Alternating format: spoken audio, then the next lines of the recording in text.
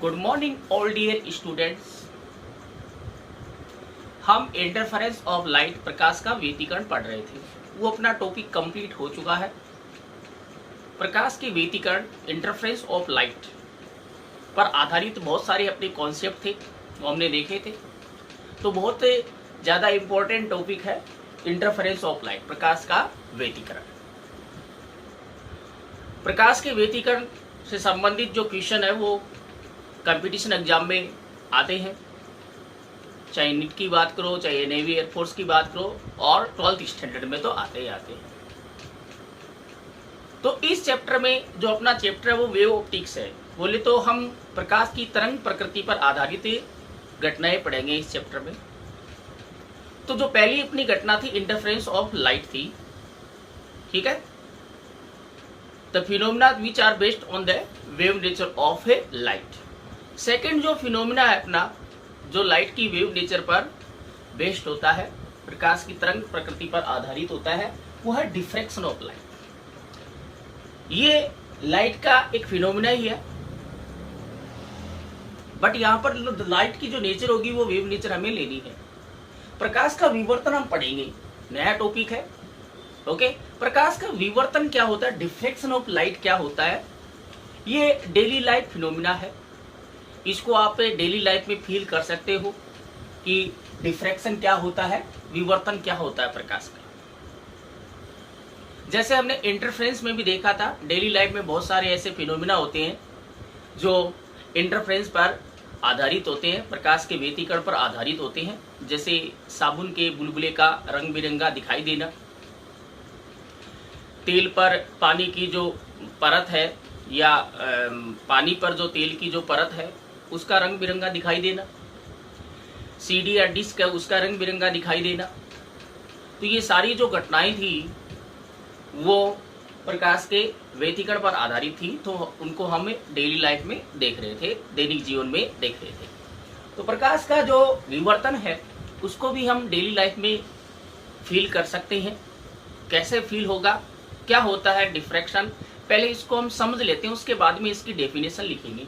Important है ये भी, इसकी डेफिनेशन भी पूछी जाती है बोर्ड एग्जाम में, बहुत बार पूछी गई है, पहले भी पूछी गई है कि प्रकाश का विवर्तन क्या होता है, या प्रकाश की विवर्तन की परिभाषा लिखिए, what is the diffraction of a light. तो हम इसकी डेफिनेशन बाद में देखेंगे, पहले इसको समझ लेते हैं कि एक्चुअल में प्रकाश का विवर्तन, डिफ्रैक्शन ऑफ लाइट होता क्या है। ठीक है, देखिए अपने डेली लाइफ में बहुत सारे ऑब्स्टेकल और अपर्चर होते हैं, ऑब्स्टेकल एंड अपर्चर होते हैं। ऑब्स्टेकल बोले तो अवरोधक होता है, और अपर्चर बोले तो द्वारक होता है। समझना इसको। ये हमारे पास कोई लाइट सोर्स है एस,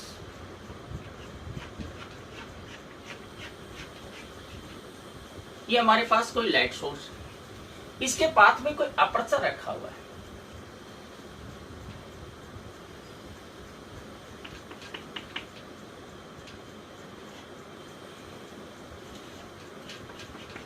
अपर्चर रखा हुआ है, ठीक है। अगर मान लो ये हमारे पास ये स्क्रीन है, ये क्या है, स्क्रीन है, ठीक है। अब देखो लाइट सोर्स, ये लाइट सोर्स है, प्रकाश स्रोत है,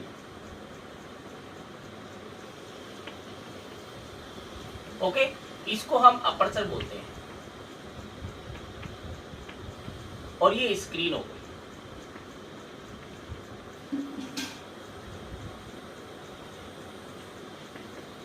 अब देखो यहाँ पर लाइट सोर्स और स्क्रीन के बीच में एक अपर्चर रखा हुआ है। अगर मान लो लाइट सोर्स ये है और ये स्क्रीन है, इसके बीच में कोई अपर्चर नहीं है, तो यहाँ पर कोई डिफ्रैक्शन वगैरह आपको देखने को नहीं मिलेगा। सीधे इस लाइट सोर्स से लाइट जाएगी और इस स्क्रीन पर जाके गिरेगी, और ये स्क्रीन पूरी की पूरी इल्यूमिनेट होगी, पूरी की पूरी हमें जगमगाती हुई, या पूरी की पूरी क्या होगी, इस पर हमें तीव्रता मिलेगी, मतलब प्रकाश मिलेगा इस स्क्रीन पर। कहीं भी डायरेक्टनेस से शेडो, छाया प्रतीत नहीं होगी, ठीक है। लेकिन अगर मान लो लाइट सोर्स और स्क्रीन के बीच में कोई अपर्चर रख दिया, क्या रख दिया, अपर्चर रख दिया, ये अपर्चर अपर्चर इसके बीच में प्लेस्ड है, अवरोधक इसको बोलते हैं, सॉरी द्वारक बोलते हैं इसको, द्वारक।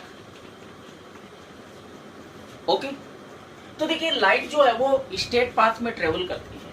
कैसे ट्रेवल करती है? Straight path. लाइट है वो ये जो आपका यहां से यहां तक, ये क्या है? द्वारक अपर्चर है, इसका एरिया है। तो इस वाले जो आपका ये अपर्चर है, इससे तो लाइट ऐसे क्या सीधे पाथ में ट्रेवल कर जाएगी, ऐसे यहां से भी ऐसे ट्रेवल कर गई सीधे, यहां से भी ऐसे ट्रेवल कर गई। मतलब ये जो अपर्चर है, ये जो द्वारक है, इसमें से तो लाइट एंटर कर गई और स्ट्रेट पाथ में चली गई और स्क्रीन पर जाकर इंसिडेंट होगी। तो यहां से यहां तक हमें स्क्रीन है वो इल्यूमिनेटेड दिखाई देगी।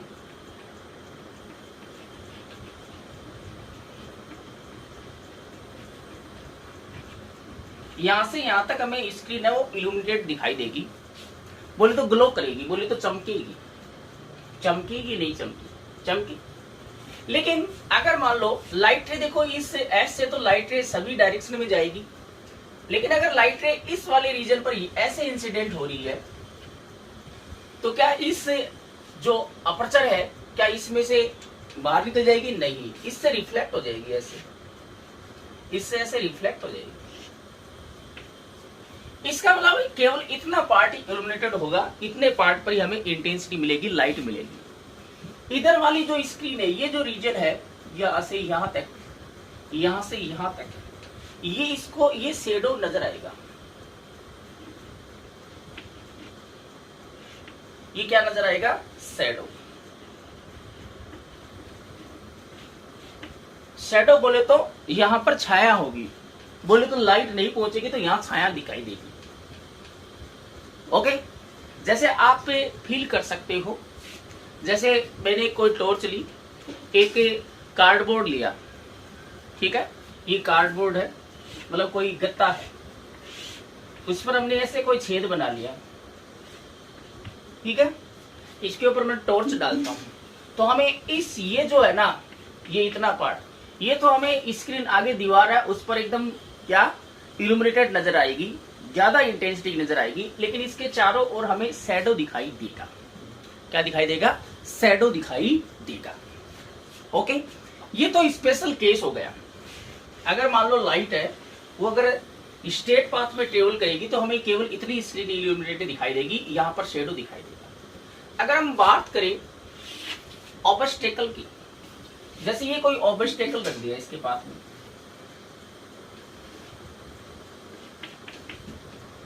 ये एस है, लाइट सोर्स है, स्क्रीन और लाइट सोर्स के बीच में कोई ऑब्स्टेकल हमने प्लेस कर दिया, ये स्क्रीन। ओके, अगेन देखो, यहां से लाइट रे जाएगी, सीधी चलेगी, यहां से लाइट रे जाएगी, वो सीधी चलेगी, यहां से यहां पर तो कोई ऑब्स्टेकल है ही नहीं, किसी से नहीं टकराएगी तो चली जाएगी। बट ऐसे अगर इंसिडेंट होगी यहां पर तो रिफ्लेक्ट हो जाएगी, ऐसे इंसिडेंट होगी तो रिफ्लेक्ट हो जाएगी। इसका मतलब इतने पार्ट पर जो भी लाइट रे इंसिडेंट होगी वो सारी की सारी क्या हो जाएगी? रिफ्लेक्ट हो जाएगी। केवल इससे ऊपर वाले पार्ट से जो लाइट रे ट्रेवल करेगी वही क्या होगी? आगे स्क्रीन पर इल्यूमिनेटेड होगी। तो यहां से यहां तक ये जो पार्ट है, इससे ऊपर वाला जो पार्ट है वो तो हमें इल्यूमिनेटेड दिखाई देगा।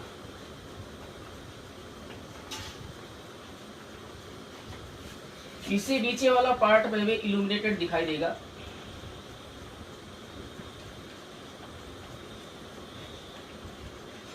बट यहां से यहां तक ये जो पार्ट है, यहां पर लाइट नहीं पहुंच रही है, नहीं पहुंचेगी ना, यहां तक पहुंच जाएगी लेकिन यहां नहीं पहुंचेगी, ये शैडो होगा, यहां पर छाया नजर आएगी।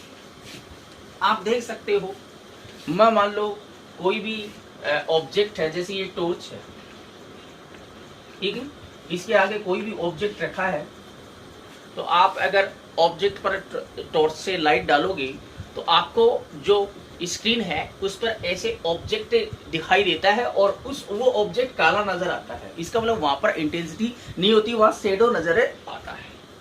ये तो बेसिक चीज होगी कि अगर मान लो लाइट अगर स्ट्रेट पाथ में ट्रेवल करेगी तो अगर उसके पाथ में, लाइट के पाथ में अगर अपर्चर प्लेस्ड है तो हमें बीच में इल्यूमिनेटेड दिखाई देगा, बाकी जगह शेडो बोले तो यहाँ पर हमें डार्कनेस नजर आएगा, यहाँ पर इंटेंसिटी ज्यादा मिलेगी।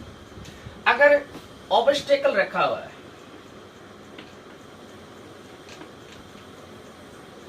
अवरोधक रखा हुआ है, तो हमें ये जो बीच वाला पार्ट है वो तो शेडो, यहाँ पर तो डार्कनेस, यहाँ पर तो अंधेरा दिखाई देगा, और यहाँ पर दोनों साइड में हमें इंटेंसिटी दिखाई देगी, लाइट दिखाई देगी।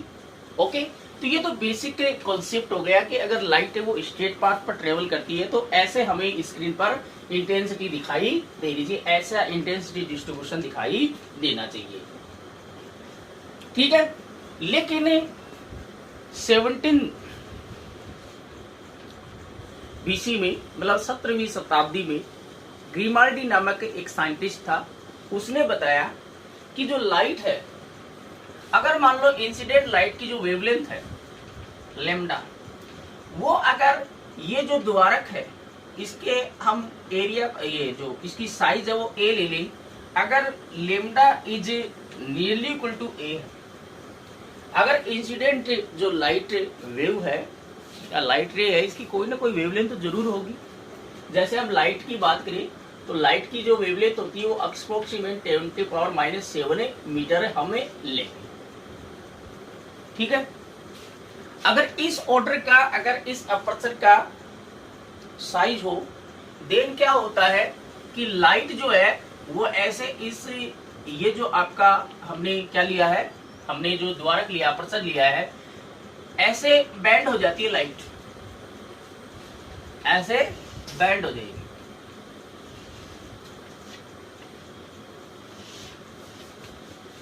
ऐसे बैंड हो जाएगी। अगर wavelength of the incident light is order of the size of the aperture, अगर जो आपकी प्रकाश की तरंग है ये इस द्वारक की साइज का हो, तब क्या होगा कि जो लाइट है वो ये जो ज्योमेट्रिकल शेडो है, जहां पर डार्कनेस है, जहां पर अंधेरा है, वहां पर भी इंटर कर जाती है। तो इंटर करेगी तो हमें पूरी ये स्क्रीन क्या इल्यूमिनेटेड दिखाई देगी। क्या दिखाई देगी? इल्यूमिनेटेड दिखाई देगी। यहां पर भी देखें तो यहां पर ऐसे होगा कि ये जो लाइट रे है वो ऐसे बेंड कर जाती है इधर,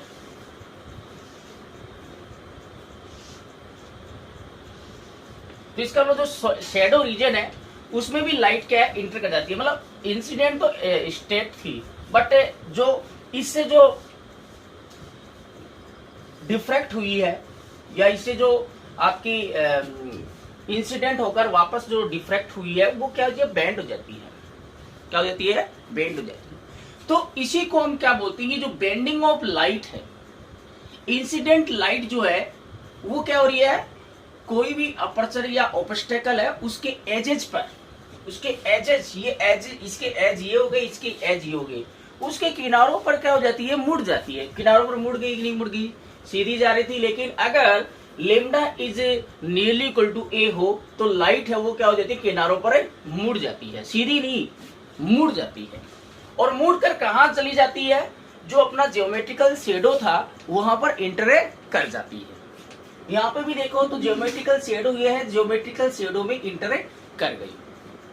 ओके, तो ये जो फिनोमिना है कि लाइट का किसी भी ऑब्स्टेकल या अपर्चर पर इंसिडेंट हो रहा और उसके एजेस पर बेंड होना और ज्योमेट्रिकल शेडो में इंटर करना, यही जो फिनोमिना है इसी को हम डिफ्रैक्शन ऑफ ए लाइट बोलते हैं। ठीक है ना। प्रकाश का किसी अवरोधक या किसी द्वारक या अवरोधक के किनारों पर मुड़ना, किनारों पर मुड़ रहा कि नहीं मुड़ रहा, तथा उसकी ज्यामिति छाया में प्रवेश करना, यही जो घटना होती है इसी को हम क्या बोलते हैं, प्रकाश का विवर्तन बोलते हैं। ठीक है ना। प्रकाश का किनारों पर, अवरोधक या द्वारक के किनारों पर मुड़ना तथा ज्यामिति छाया में प्रवेश करने की जो घटना है उसी को हम क्या बोलते हैं, प्रकाश का विवर्तन बोलते हैं। प्रकाश का विवर्तन जो है वो हमें देखने को नहीं मिलता है, ऐसे आप नहीं मिलता है। आप डेली लाइफ में देखते हो, जैसे हम कमरा बनाते हैं तो उसमें हम अकेला दरवाजा नहीं, खिड़कियां भी रखते हैं, रखते ही नहीं रखते ना। वो इसी कारण रखते हैं क्योंकि डेली लाइफ में लाइट का डिफ्रैक्शन नहीं होता है, प्रकाश का विवर्तन नहीं होता है। अगर हम अकेला दरवाजा रखेंगे तो लाइट है वो स्ट्रेट पाथ में आएगी, तो केवल दरवाजे वाले पार्ट पर, मान लो हमने इतना दरवाजा लिखा है तो यहाँ पर जो लाइट रे है वो केवल ऐसे स्ट्रेट पाथ पर ही चलेगी, केवल हमें ये स्क्रीन इल्यूमिनेट होगी, पूरे कमरे में लाइट नहीं पहुंचेगी। ठीक है ना। इसका मतलब कोई दरवाजा रखा है तो सामने वाली जगह जो साइड है वहीं पर इंटेंसिटी होगी, बाकी कमरे में अंधेरा होगा। क्यों? क्योंकि लाइट है वो जो आपकी एजेज है, जो आपने दरवाजा लिया उसके एजेज पर ऐसे पेनिट्रेट, ऐसे बैंड नहीं होगी, तो पूरे रूम में लाइट की इंटेंसिटी नहीं जाएगी। ओके। जैसे हम अगर 3D में देखें,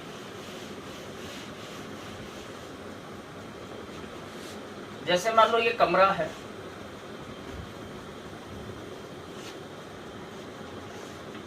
अगर हमने एक ही दरवाजा रखा है, इसमें लाइट आ रही है, जो सन से लाइट आएगी वो ऐसे केवल इस अपर्चर से ऐसे इंसिडेंट होगी, तो लाइट यहाँ तक ही ऐसे इस स्क्रीन पर ही जाकर इंसिडेंट होगी। ओके। जैसे यहाँ से आ रही है तो ऐसे, यहाँ से आ रही है तो ऐसे, तो इधर वाली साइड पर आपको शेडो ही नजर आएगा, यहाँ पर इंटेंसिटी नहीं पहुंचेगी, बट थोड़ी बहुत इंटेंसिटी पहुंच जाती है। बट जितनी इंटेंसिटी यहाँ पर होगी उतनी इंटेंसिटी यहाँ नहीं होगी।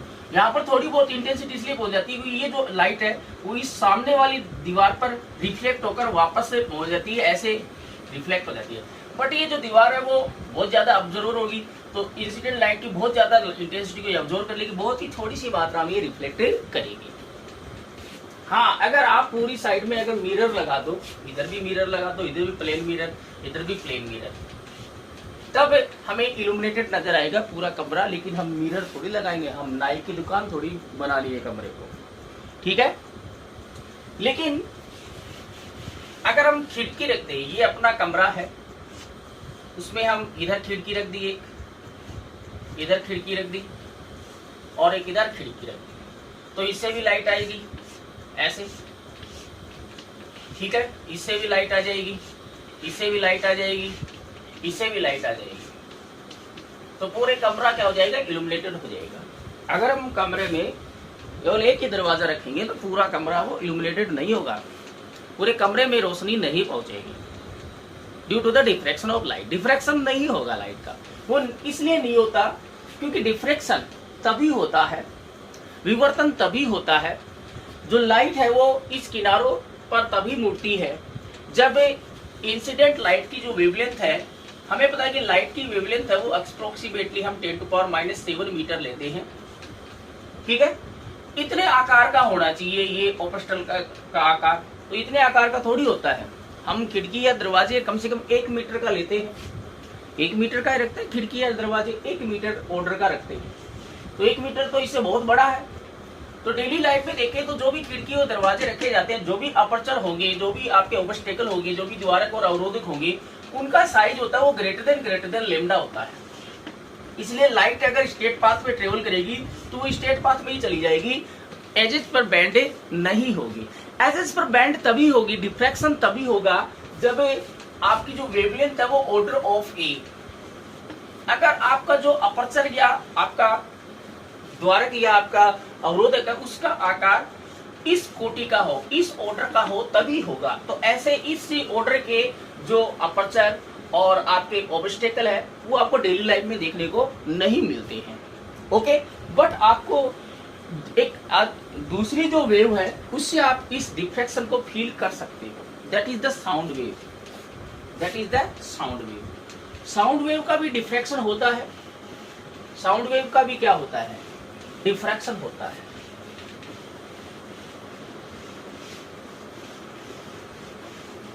साउंड वेव का भी क्या होता है? डिफ्रैक्शन होता है, विवर्तन होता है। ठीक है। साउंड वेव की जो वेवलेंथ होती है वो अप्रोक्सीमेटली 1 मीटर होती है। कितनी होती है? 1 मीटर। और डेली लाइफ में जो भी हम खिड़की दरवाजे रखते हैं उनकी जो वेवलेंथ है वो 1 मीटर आपको मिलती है। ठीक है ना। तो इसका मतलब ये है कि जैसे ये कमरा, ठीक है, इसमें कोई टीवी चल रहा है, ये टीवी है,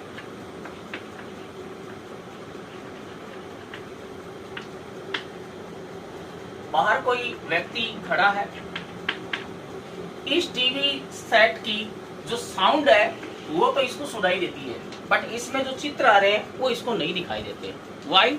बिकॉज जो इसकी जो चित्र है, इसकी जो इमेज है, वो इमेज दिखने का मतलब यहाँ से जो लाइट है वो यहाँ इसके पास जाएगी तभी ये दिखाई देगी इसकी इमेज, ठीक है। और जो इसका जो साउंड है वो इसलिए सुनाई दे रही है क्योंकि साउंड है वो इसके पास पहुंच रही है, इसलिए साउंड सुनाई दे रही है। साउंड इसलिए सुनाई देती है क्योंकि साउंड का जो साइज होता है, साउंड की वेवलेंथ का जो साइज है वो 1 मीटर ऑर्डर का होता है। और डेली लाइफ में जो ऑब्स्टेकल या अपर्चर होती हैं उनकी भी जो साइज है वो क्या होती है, 1 मीटर। तो अगर हम किसी भी ऑब्स्टेकल की बात करें तो साउंड वेव के लिए lambda is nearly equal to A होता है। तो साउंड वेव जो है वो क्या हो जाती है, पेनिट्रेट हो जाती है, मुड़ जाती है किनारों पर, पूरे भाग में फैल जाती है। अगर 2 कमरे हैं, मैं एक कमरे में बोल रहा हूं तो दूसरे कमरे में साउंड वो आसानी से सुनाई देती है, देती कि नहीं देती। बट एक कमरे में अगर बल्ब जल रहा है तो दूसरे कमरे में उसकी लाइट नहीं जाती है। वो इसलिए नहीं जाती है क्योंकि साउंड जो है वो तो क्या हो जाता है, जैसे मतलब मैं इस कमरे में बोल रहा हूँ, यहाँ पर बोल रहा हूँ, ठीक है। तो साउंड वेव है वो तो इस किनारों पर ऐसे मुड़कर चली जाती है, किनारों पर मुड़कर ऐसे चारों दिशाओं में चली जाती है, पेनिट्रेट हो जाती है, बेंडिंग हो जाती है, क्योंकि इसका तो डिफ्रैक्शन, साउंड वेव का डिफ्रैक्शन इजीली आपको देखने को मिलता है। बट जो ध्वनि तरंग की बात कर रहे हैं, ध्वनि तरंगों का जो विवर्तन है वो आसानी से देखने को मिलता है, क्योंकि ध्वनि तरंगों की जो तरंगधैर्घ्य होती है वो 1 मीटर कोटि की होती है। बट जो लाइट वेव है उसका विवर्तन आपको देखने को नहीं मिलता है, क्योंकि उसकी जो वेवलेंथ होती है वो 10⁻⁷ मीटर कोटि की होती है, और उतनी कोटि का हमारे पास कोई द्वारक या अपर्चर, ठीक है ना, द्वारक या अवरोधक नहीं होता है डेली लाइफ में, ठीक है ना। तो साउंड वेव का डिफ्रैक्शन हमें इजीली देखने को मिलता है, ये आप फील कर सकते हो, ठीक है ना। क्योंकि अगर हम एक कमरे में बोल रहे हैं तो ये नहीं है कि बाहर भी सुनाई देता है, इसका मतलब वो किनारों पर मुड़कर बाहर चला गया, ठीक है ना। तो आपको डिफ्रैक्शन समझ में आ गया। डिफ्रैक्शन यही है कि यहाँ पर हम लाइट का डिफ्रैक्शन पढ़ेंगे, यहाँ पर हम साउंड का नहीं पढ़ेंगे। तो डिफ्रैक्शन यही है कि कोई भी लाइट किसी भी अपर्चर या ऑब्स्टेकल पर इंसिडेंट होगी तो उसके जो एजेज है उससे बेंड होकर अगर उसके ज्योमेट्रिकल शेडो में इंटर कर जाए तो ये जो फिनोमेना है इसी को हम क्या बोलते हैं, डिफ्रैक्शन ऑफ लाइट बोलते हैं, प्रकाश का विवर्तन बोलते हैं। आ गया समझ में? आ गया? ओके। डेफिनेशन लिखना, इंग्लिश मीडियम वाले बच्चे लिखेंगे। The phenomena of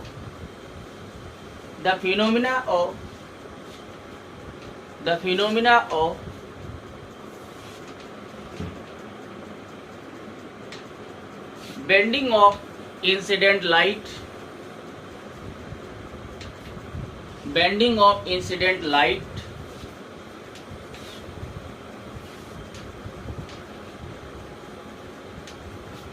at the edges of obstacle or aperture, at the edges of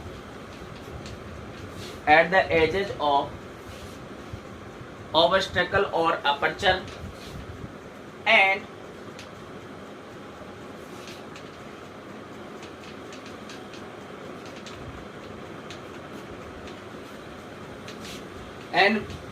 penetrating of light in geometrical shadow, penetrating of light in geometrical shadow is called diffraction of light, is called diffraction of light.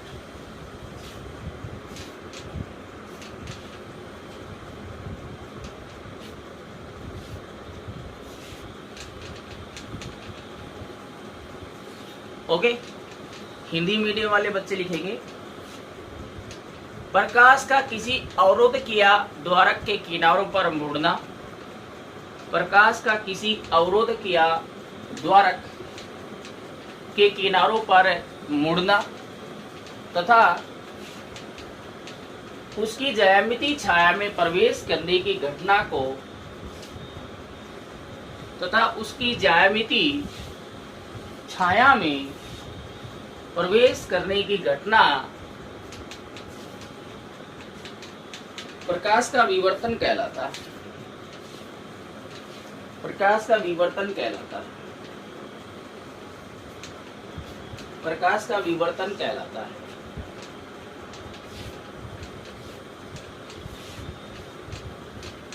Okay, ये definition हो गई। अब heading डालना, प्रकाश के विवर्तन के लिए आवश्यक शर्त, प्रकाश के विवर्तन के लिए आवश्यक शर्त क्या कंडीशन होगी, क्या शर्त होनी चाहिए तभी लाइट वो बेंडिंग होगी एजेस पर, किनारों पर, नहीं तो नहीं होगी। ओके, इंग्लिश मीडियम वाले बच्चे हेडिंग डालना, necessary condition of diffraction of light,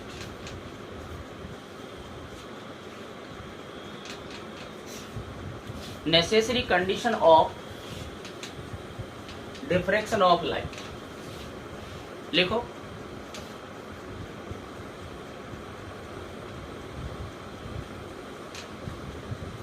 प्रकाश के विवर्तन के लिए यह आवश्यक है कि, प्रकाश के विवर्तन के लिए यह आवश्यक है कि आपतित प्रकाश की तरंगदैर्घ्य, आपतित प्रकाश की तरंगदैर्घ्य कॉस्ट मिलना लैम्डा,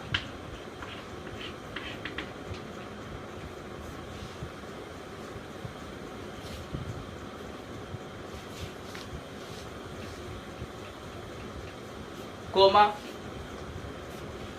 द्वारक या अपर्चर, द्वारक या अवरोधक लिखना, द्वारक या अवरोधक के आकार कॉस्ट मिलना स्मॉल ए, द्वारक या अवरोधक का आकार हम क्या ले रहे हैं, स्मॉल ए, का कोटि का होना चाहिए, का कोटि का होना चाहिए। Hence lambda is nearly equal to A होना चाहिए, तभी डिफ्रैक्शन होगा, तभी जो प्रकाश है वो अवरोधक या द्वारक के किनारों पर मुड़ेगा, अदरवाइज नहीं मुड़ेगा, अदरवाइज वो सीधा ही क्या हो जाएगा, ट्रेवल कर जाएगा, सीधा ही गमन कर जाएगा। मुड़ेगा तभी जब ये कंडीशन लगेगी, और मुड़ना ही क्या होता है, प्रकाश का विवर्तन होता है। तो विवर्तन तभी होगा, लाइट रे है जो प्रकाश किरण वो अवरोधक या द्वारक के किनारों पर तभी मुड़ेगी जब ये कंडीशन ओबेड होगी, ये कंडीशन का, इस कंडीशन का पालन होगा तभी मुड़ेगी। ठीक है ना। इंग्लिश मीडियम वाले बच्चे लिखेंगे, for the diffraction of light, for the diffraction of light it is necessary that,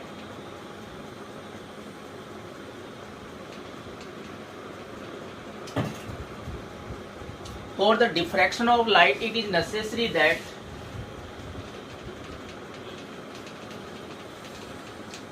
wavelength cost Guna lambda, wavelength cost Guna lambda of incident light, of incident light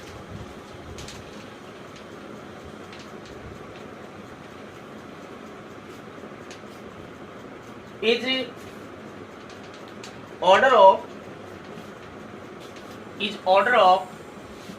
size cost Guna small a, is order of size cost Guna small a of a obstacle or aperture, obstacle or a aperture। नीचे लिख लेना, hence lambda is nearly equal to a, order इस order की होनी चाहिए। बोले तो diffraction तभी होगा जब वेवलेंथ और ये जो साइज ऑफ अपर्चर और ऑब्स्टेकल हो इक्वल होगी। डिफ्रैक्शन बोले तो बेंडिंग ऑफ लाइट तभी होगी, लाइट का बेंडिंग, लाइट डेविएट एजेस पर तभी होगी जब ये कंडीशन हो। अदरवाइज अगर मान लो ए ग्रेटर देन अगर लेमडा है, अपर्चर का साइज अगर लेमडा से ज्यादा होगा, उस कंडीशन में लाइट है वो पेनिट्रेट या बेंड नहीं होगी, वो सीधे पाथ पर ट्रेवल कर जाती है। तो बेंड नहीं होगी, इसका मतलब डिफ्रैक्शन है नहीं होगा। तो बेंड, लाइट का बेंड होना ही क्या है, डिफ्रैक्शन है। ओके, तो ये नेसेसरी कंडीशन आ गई। अगर इसको डायग्राम से दोबारा समझे तो इसका ये डायग्राम आप बना लेना।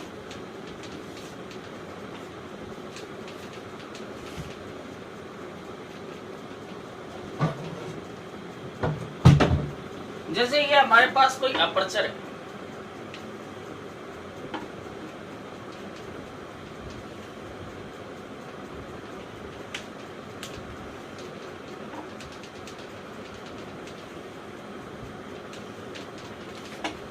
ये अपर्चर हो गया।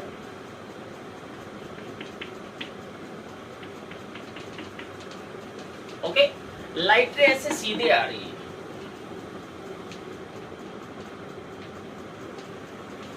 और सीधे ही ट्रेवल कर गई है, सीधे ही क्या हो गई, ट्रेवल कर गई है।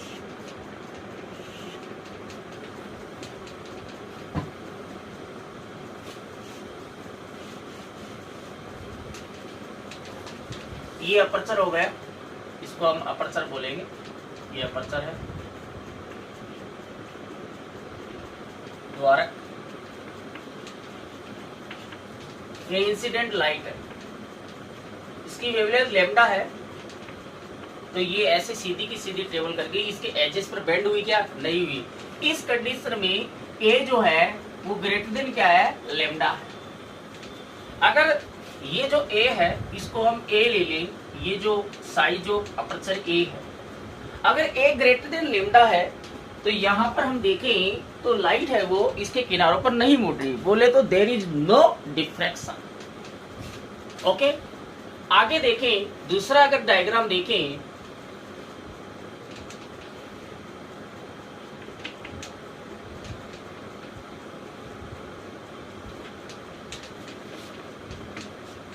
ये स्ट्रेट पाथ पर लाइट आ रही है, ये आ रही है, ये आ रही है, ये भी आ रही है, लैम्डा ए। अगर lambda is nearly equal to A है, इंसिडेंट लाइट की वेवलेंथ है वो अपर्चर के साइज के ऑर्डर की है, देन क्या होगा, देन लाइट रे वो ऐसे बेंड हो जाएगी।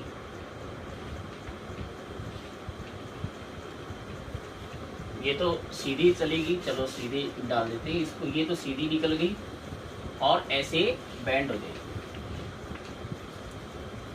ओके और नोट ओके। थर्ड डायग्राम देखते हैं। अगर मान लो ऐसे हो आप,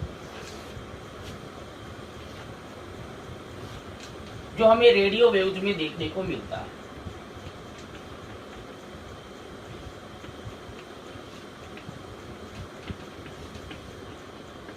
लेमडा, ये ए हो गया। अगर लेमडा ग्रेटर देन ए है, या लेमडा ग्रेटर देन ए है, लेमडा यहाँ ए के इक्वल है, या लेमडा ए से बहुत ज्यादा है, देन क्या होगा, बेंडिंग ज्यादा होगी। बेंडिंग क्या होगी, ज्यादा होगी। पूरे इधर वाले पूरे साइड में क्या होगा, लाइट हमें मिलेगी। तो यहाँ पर ज्यादा डिफ्रेक्शन देखने को मिलेगा, बेंडिंग ऑफ लाइट ज्यादा होगी। तो कहने का मतलब है डिफ्रेक्शन, प्रकाश का विवर्तन है तभी होगा जब लेमडा की वैल्यू पर डिपेंड करेगा। लेमडा ए से अगर इक्वल है तो थोड़ा बहुत बेंडिंग नजर आएगी, अगर ये लेमडा ग्रेटर देन ए है तो ये नजर आएगी। ठीक है ना, इसको आप वीडियो से भी देख सकते हो। ठीक है ना, ये आप नोट कर लो। ठीक है, और साथ में जो वीडियो चल रहा है इसमें भी आप देख सकते हो किस प्रकार से जो लाइट है वो इंसिडेंट लाइट है वो बेंड हो रही है। और उसमें हम अगर साइज ऑफ ये इसका ए की वैल्यू अगर डिक्रीज करते हैं, देने जो पेनिट्रेशन जो बेंडिंग है लाइट की वो ज्यादा हो रही है, आप इससे वीडियो से देख सकते हैं। ठीक है ना, ओके। तो ये डायग्राम आप बढ़ा लेना।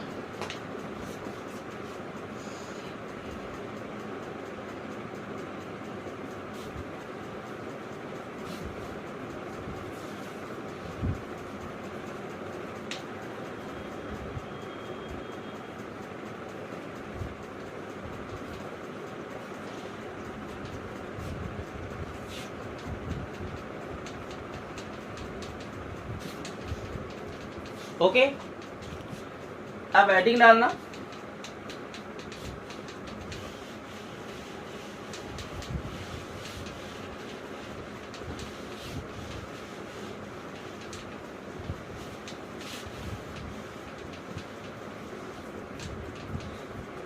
हेडिंग डालना,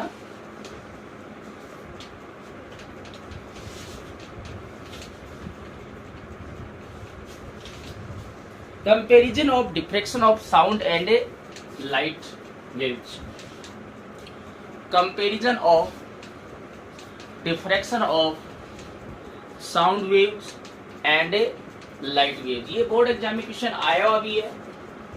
क्या कंपैरिजन होता है दोनों के डिफ्रेक्शन वेव में, क्या देखने को मिलता है? Comparison of diffraction of sound wave and light wave. Hindi medium वाले बच्चे एडिंग डालेगा, एडिंग डालना, ध्वनि तरंगों तथा प्रकाश तरंगों के विवर्तन में तुलना, ध्वनि तरंगों तथा प्रकाश तरंगों के विवर्तन में तुलना। पहले हम प्रकाश तरंग की बात कर लेते हैं कि प्रकाश तरंग में विवर्तन हमें देखने को मिलता है कि नहीं मिलता। तो फर्स्ट पॉइंट लिखना, हिंदी मीडियम वाले बच्चे लिखेंगे प्रकाश तरंग की तरंगदैर्घ्य, प्रकाश तरंग की तरंगदैर्घ्य 10⁻⁷ मीटर कोटि की होती है। प्रकाश तरंगों की तरंगदैर्घ्य 10⁻⁷ मीटर कोटि की होती है, जो कि दैनिक जीवन में सामान्य अवरोधकों या द्वारकों की तुलना में, सामान्य अवरोधकों या द्वारकों की तुलना में बहुत कम होती है। बोले तो लेमडा है वो लेस देन ए है, बहुत कम होती है।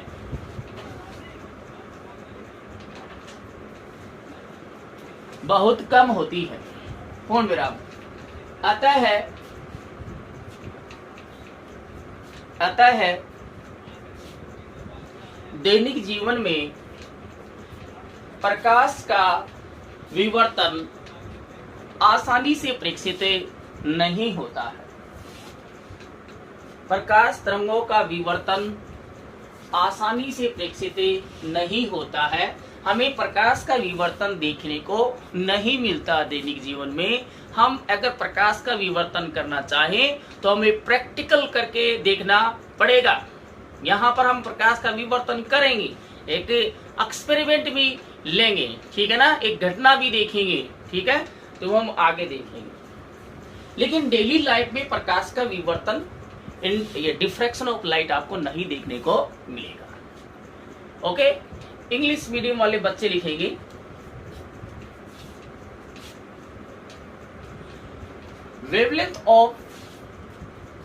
wavelength of light waves, wavelength of light waves is a order of 10⁻⁻7 meter. Wavelength of light waves is order of 10⁻⁻7 meter.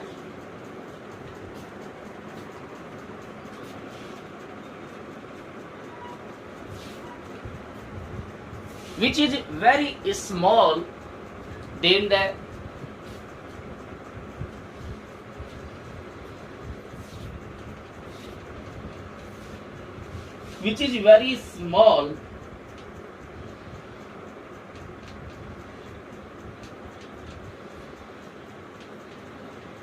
than the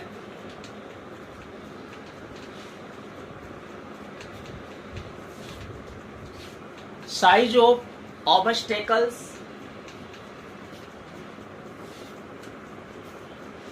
और या एंड लिखना ना, size of obstacles and apertures in the daily life,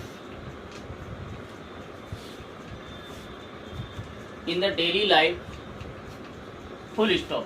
So diffraction of light waves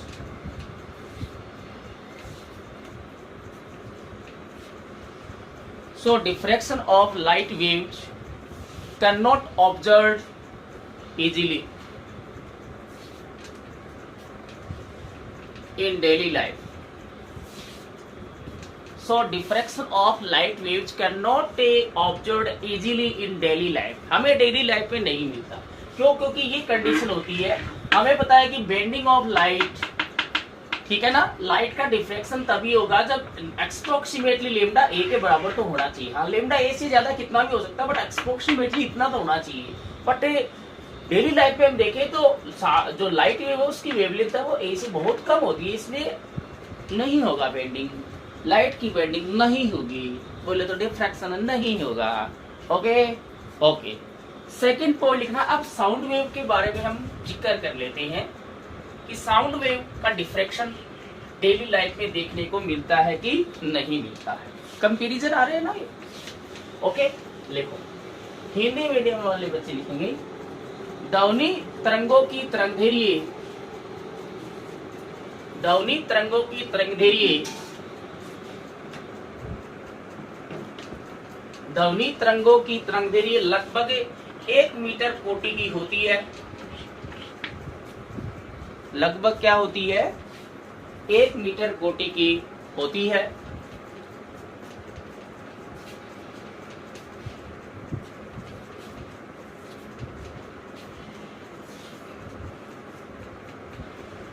जो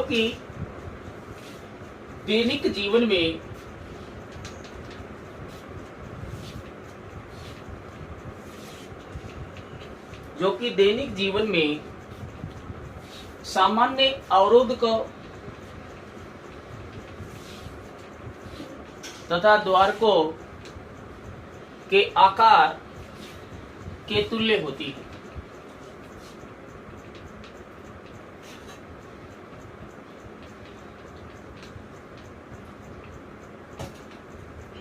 आकार के तुल्य होती है. हमें पता है कि जो खिड़की या दरवाजे हम लेते हैं वो लगभग 1 मीटर कोटि का ही होता है. तो इसका मतलब है वो दरवाजे या खिड़की है, साउंड वेव वो इजीली क्या कर जाती है? बेंड कर जाती है. इसलिए हमें क्या है कि जैसे हम यहाँ पर भी बोलते हैं तो यहाँ पर कोई खड़ा हो जो ऑब्जर्वर होगा उसको भी सुनाई देता है. देता कि नहीं देता? ये थोड़ी है कि अगर मान लो साउंड वेव का डिफ्रेक्शन नहीं होता, विवर्तन नहीं होता, तो यहाँ पर खड़े हुए ऑब्जर्वर के पास ये साउंड वेव नहीं पहुंचती, बट यहाँ पर ऑब्जर्वर को सुनाई देता है. साउंड वेव में आप देखते हो, ध्वनि तरंगों में आप देखने को मिलता है. क्यों मिलता है? क्योंकि जो आपकी ध्वनि तरंगे है वो इस अवरोधक या द्वारक के किनारों पर मुड़कर सभी जगह पहुंच जाती है. तो पहुंच जाएगी तो उसको सुनाई दे जाएगी, उसके पास रीच करेगी, पहुंचेगी तभी तो सुनेगी ना. ओके, पूर्ण विराम लिखो. अतः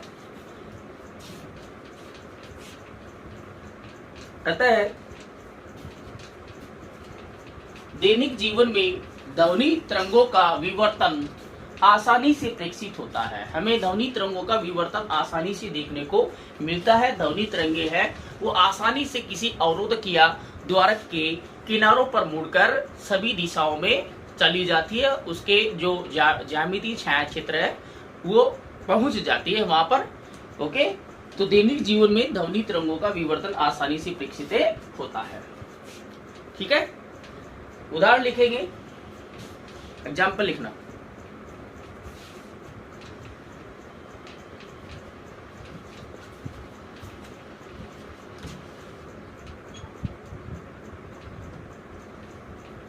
एग्जाम्पल, उदाहरण. तो पहले इंग्लिश मीडियम वाले बच्चे इसको नोट कर लेंगे, उसके बाद में हम एग्जाम्पल देखेंगे. ओके, इंग्लिश मीडियम वाले बच्चे नोट करेंगे. Wavelength of sound wave, wavelength of sound wave is order of 1 metre,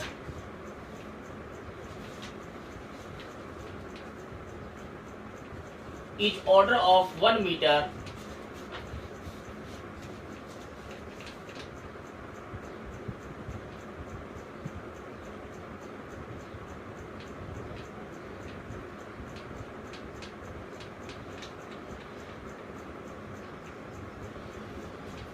order of 1 meter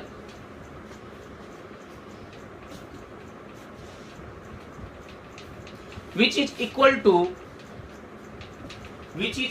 to daily life, which is equal to size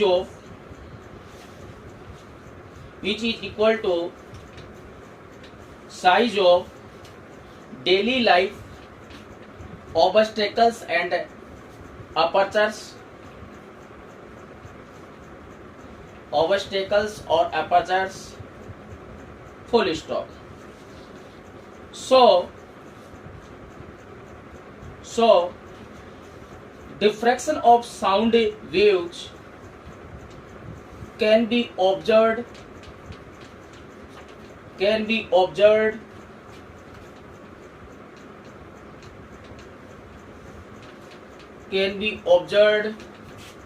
easily in daily life.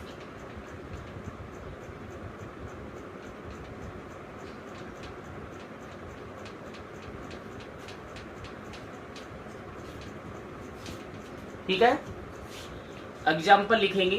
पहले Hindi medium वाले बच्चे उदाहरण लिख लेंगे। किसी कमरे में चल रहे टीवी सेट, किसी कमरे में चल रहे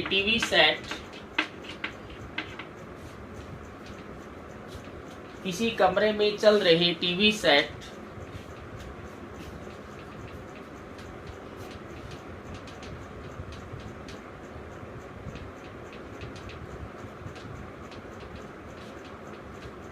की ध्वनि तो दूसरे कमरे में बैठे व्यक्ति को आसानी से सुनाई दे जाती है या आसानी से सुनाई देती है, किंतु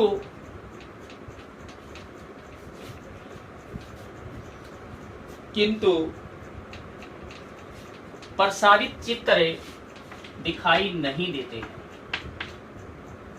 प्रसारित चित्र दिखाई नहीं देते। ओके, हम किसी दूसरे कमरे में टेलीविजन चल रहा है, हम किसी दूसरे कमरे में बैठे हैं, तो हमें उस टीवी पे जो गाना बज रहा है वो तो हमें सुनाई देता है कि ये गाना चल रहा है, लेकिन वो चित्र नहीं दिखते हमें। चित्र अगर दिख जाएंगे तो इसका मतलब लाइट वेव हमारे पास पहुंच रही है, लेकिन लाइट का डिफ्रेक्शन नहीं होता। वो चित्र से जो लाइट आएगी वो दूसरे कमरे में जो उसके जो ऑब्स्टेकल है या उसके जो द्वारक है उसके किनारों पर मुड़कर हमारी आइज तक नहीं पहुंचती है। लेकिन साउंड है उसका डिफ्रेक्शन, उसका विवर्तन हो जाता है। साउंड जो आ रहा है वो जो खिड़की है या दरवाजे है उनके किनारों पर मुड़कर दूसरे कमरे में पहुंच जाती है, इसलिए साउंड आसानी से सुनाई दे जाती है। इंग्लिश मीडियम वाले बच्चे एग्जाम्पल लिख लेना।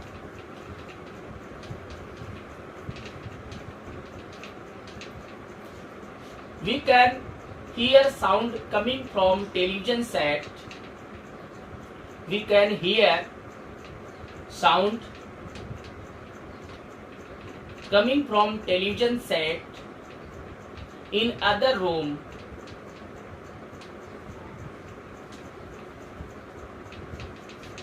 Coming from television set in other room, but cannot see a picture. Picture नहीं देख सकते हम, बट साउंड जरूर सुनाई देता है।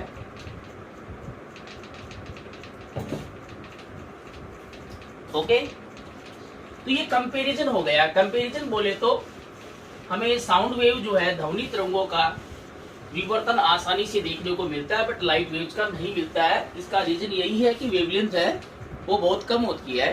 किसकी? लाइट वेव्स की, प्रकाश तरंग की। ध्वनि की जो तरंगदैर्घ्य है वो उसके ऑर्डर की होती है, जो डेली लाइफ में हम द्वारक या अपर्चर लेते हैं, द्वारक या हम जो अवरोधक लेते हैं उनके आकार की कोटि का ऑर्डर। इसमें थर्ड पॉइंट और लिख लेते हैं, वो रेडियो वेव्स के लिखेंगे। लिखो,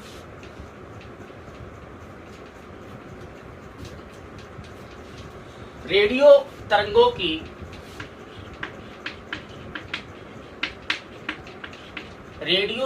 की तरंगदैर्घ्य 25 मीटर से 250 मीटर कोटि की होती है।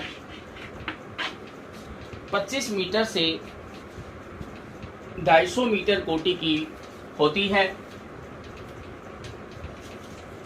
250 मीटर कोटि की होती है।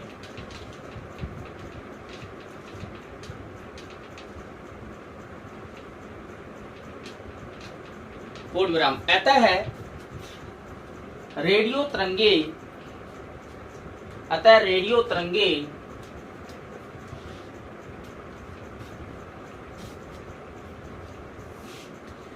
पहाड़ों, कोमा भवनों, कोमा वृक्षों आदि से विवर्तित होकर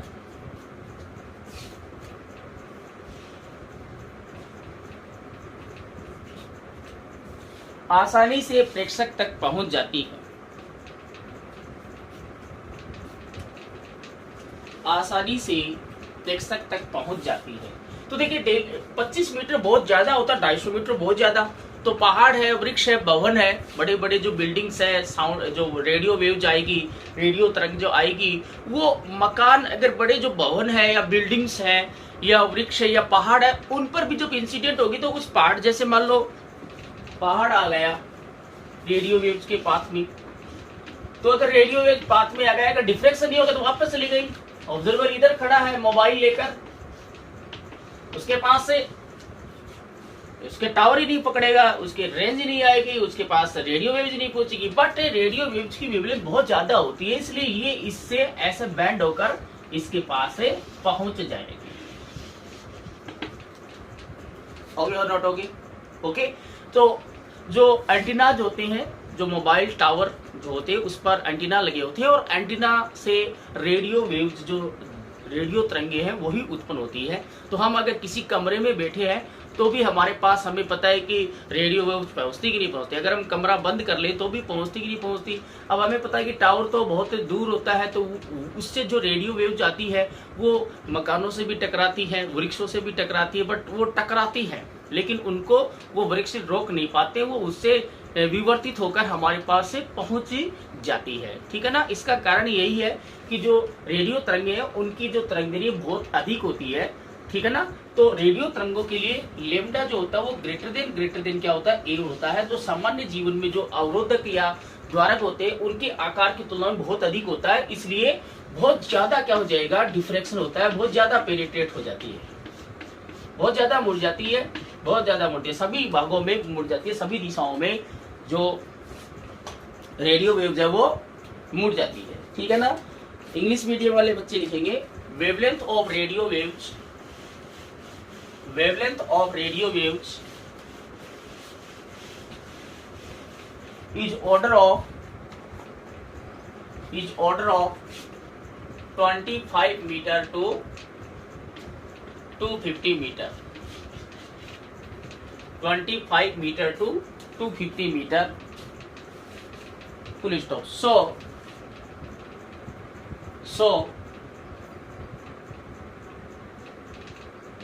So radio waves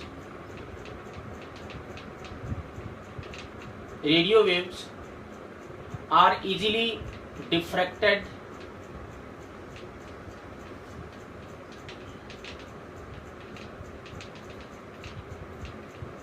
from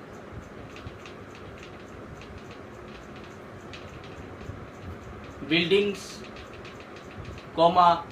mountains, trees, etc. and reaches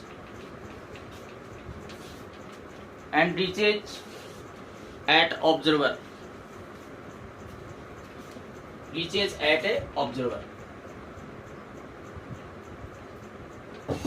तो आपको ये समझ में आ गया होगा, डिफ्लेक्शन और अच्छे से समझ में आ गया होगा यहाँ पर। ठीक है, अब हेडिंग डालेंगे विवर्तन के प्रकार, टाइप्स ऑफ डिफ्रैक्शन, विवर्तन के प्रकार, types of diffraction. There are two types of diffraction, there are two types of diffraction, there are two types of diffraction.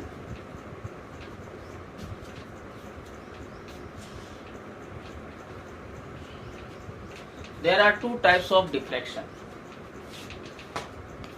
First heading, ठीक है ना, विवर्तन को दो भागों में विभाजित करते हैं, विवर्तन को दो भागों में विभाजित करते हैं। फर्स्ट हेडिंग डालना,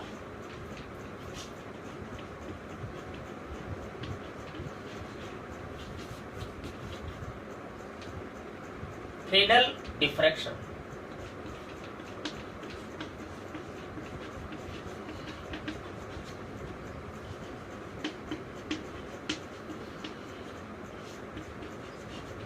बहुत ही आसान सी परिभाषा है, बोर्ड एग्जाम में पूछी भी जा सकती है। What is the Fresnel diffraction, Fresnel विवर्तन क्या है।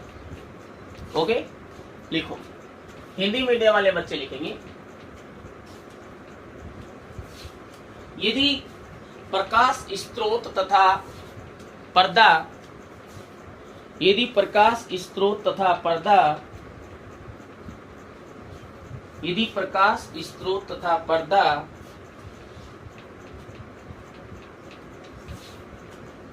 द्वारक या अवरोधक से,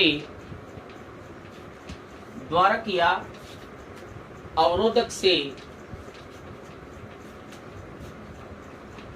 सीमित दूरी पर स्थित हो, सीमित दूरी पर स्थित हो,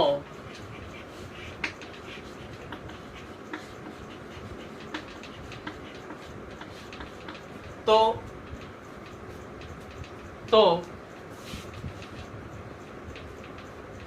प्राप्त विवर्तन प्रारूप,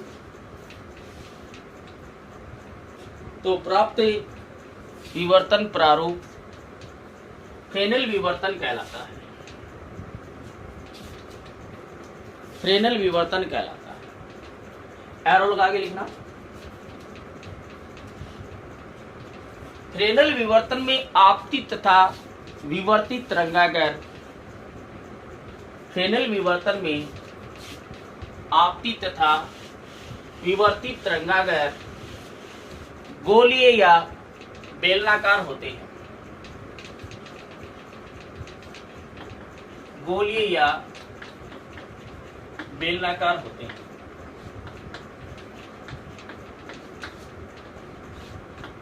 गोलीय या बेलनाकार होते हैं, ठीक है। इंग्लिश मीडियम वाले बच्चे लिखेंगे, एडिंग डालनी होगी, फ्रेनेल डिफ्रैक्शन लिखो। If light source and screen are placed, if light source and screen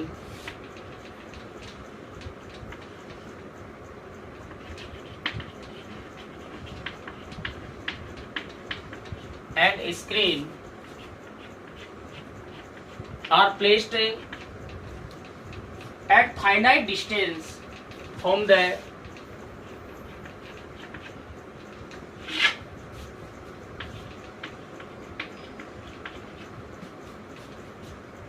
finite distance from the finite distance from the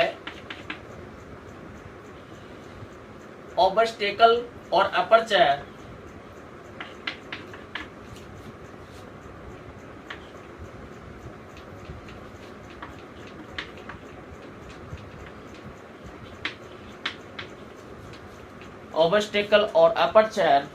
then obtained diffraction pattern is called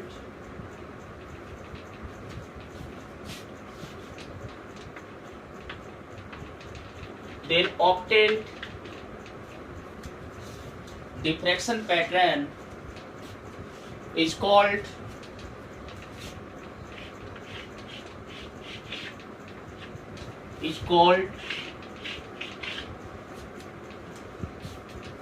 is called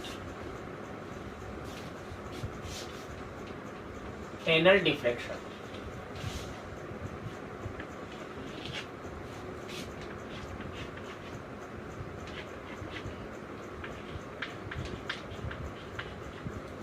arrow लगा के लिखना। In Fresnel diffraction, S silent है Fresnel में, in Fresnel diffraction in Fresnel diffraction, incident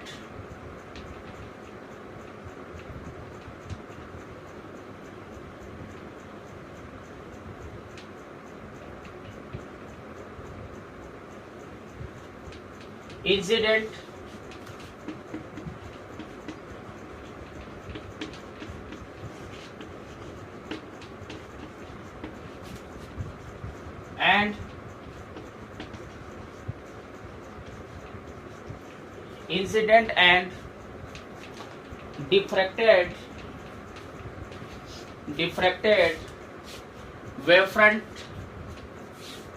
wavefronts are spherical or cylindrical.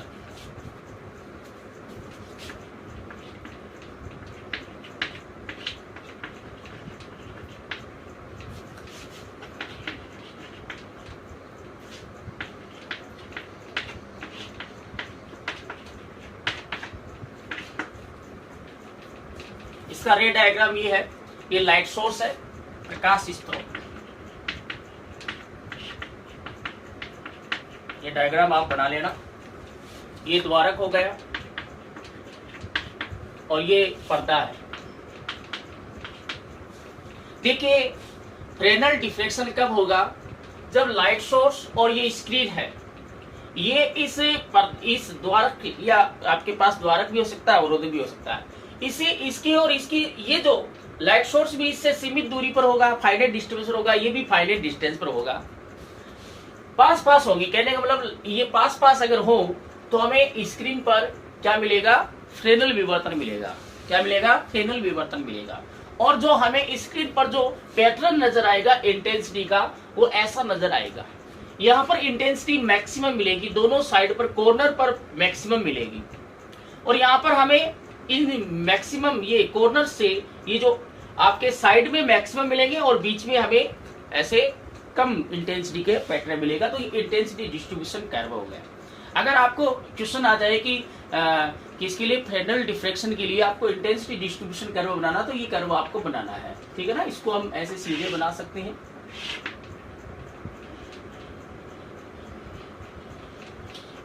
ये आई हो गया, ये आई हो गया, ठीक है। थीटा ले सकते हैं, ठीक है, ठीक है। तो बस इसकी डेफिनेशन यही है कि लाइट सोर्स और स्क्रीन जो है वो इस अपर्चर या द्वारक के या अवरोधक से अगर सीमित दूरी पर हो, बोले तो ये डिस्टेंस बहुत कम होगी, देन हमें जो स्क्रीन पर जो डिफ्रैक्शन पैटर्न मिलेगा, जो विवर्तन प्रारूप मिलेगा, उसको हम फ्रेनेल विवर्तन बोलते हैं। और ऐसा फ्रेनेल विवर्तन का जो प्रारूप होगा वो ऐसा हमें मिलेगा, ठीक है ना। अब देखिए हमें पता है कि ये लाइट सोर्स है, इससे क्या है, बहुत कम डिस्टेंस पर है। तो ये अगर लाइट सोर्स है, या तो पॉइंट लाइट सोर्स होगा, या इस लीनियर शेप का हो सकता है, या तो बिंदुवत होगा या रेखा आकार का होगा। बिंदुवत होगा तो हमें पता है इससे कैसे वेवफ्रंट प्रोड्यूस होगी, इसे स्फेरिकल होगा, और यहाँ पे भी कैसे स्फेरिकली होगा। तो इस फ्रेनेल डिफ्रैक्शन में लाइट सोर्स है वो इससे फाइनाइट डिस्टेंस पर है, और स्क्रीन भी क्या है, फाइनाइट डिस्टेंस पर, सीमित दूरी पर है। तो आपके जो तरंगागर होंगे वो भी क्या होंगे, गोलीय होंगे या बेलनाकार होंगे, वो डिपेंड करेगा कि ये अपने पास प्रकाश स्रोत कैसा है। और विवर्तित जो तरंगागर होगा वो भी गोलीय होगा, बेलनाकार है तो बेलनाकार मिलेगा, गोलीय है तो गोलीय मिलेगा, ठीक है। तो ये डायग्राम बना लो फटाफट।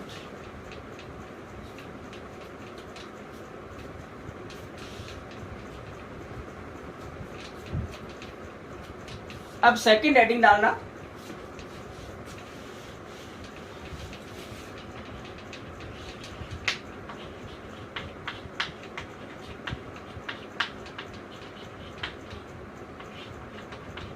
फ्रॉनहोफर विवर्तन।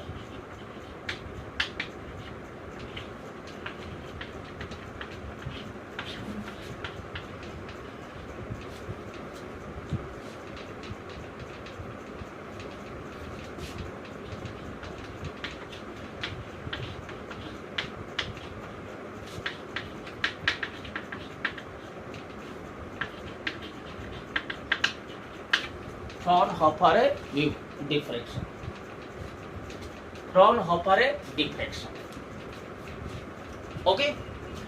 ये डिफ्रेक्शन क्या होगा, इसमें लाइट सोर्स और स्क्रीन है वो इससे इनफाइनाइट डिस्टेंस पर होंगे।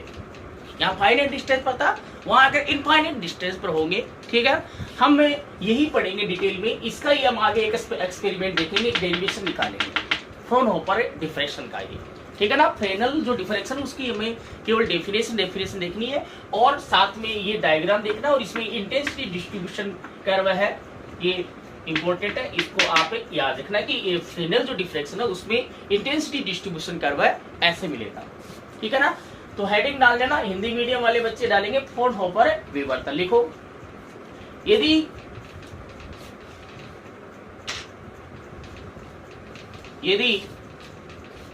प्रकाश स्रोत तथा पर्दा द्वारक या अवरोधक से, यदि प्रकाश स्रोत तथा पर्दा कोमा द्वारक या अवरोधक से अनंत दूरी पर, अनंत या असीमित भी ले सकते हो, असीमित अनंत या असीमित दूरी पर स्थित हो तो प्राप्त विवर्तन प्रारूप फ्राउनहोफर विवर्तन कहलाता है।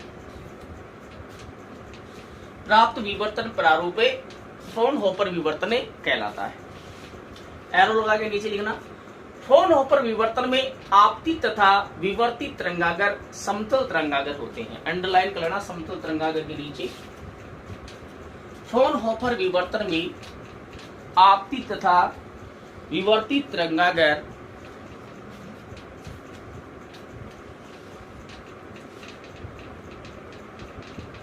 समतल तरंगागर होते हैं। क्या होते हैं? समतल तरंगागर होते हैं। इंग्लिश मीडियम वाले बच्चे एडिट आना फ्राउनहोफर डिफ्रेक्शन लिखो। If light source and screen are placed, if a light source and screen are placed